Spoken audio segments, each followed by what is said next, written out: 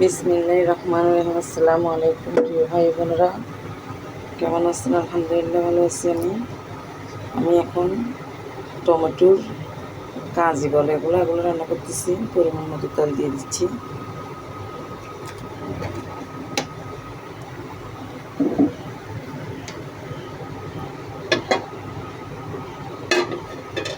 এগুলো শুধু রসুনই ব্যবহার করে, পেঁয়াজ দিতে হয় না।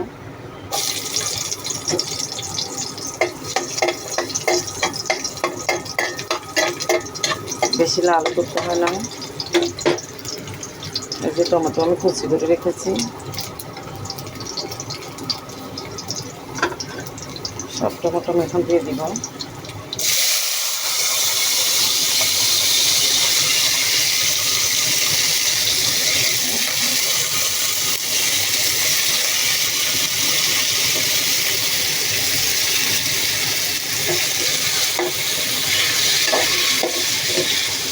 হলুদের গুঁড়া দিয়ে দেবো পরিমাণ মতো।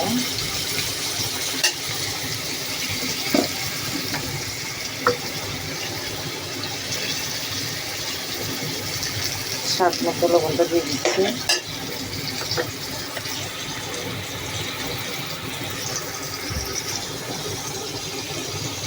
স্বাদ মতো হালকা মরিচের গুঁড়া দিচ্ছি। বেশি মরিচের গুঁড়া দিলে এগুলো জাল হলে খাওয়া যায় না। এখানে একটু মজুর যাবে, যখন মজুর যাবে তখন ডাল গুঁড়ো দিয়ে ঘুরিয়ে আমি পানি দিয়ে দিব। তারপরে হয়ে যাবে টমেটোর কাজি।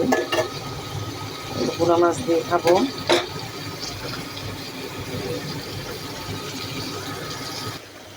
আলহামদুলিল্লাহ এগুলো গলে গেছে টমেটোগুলো।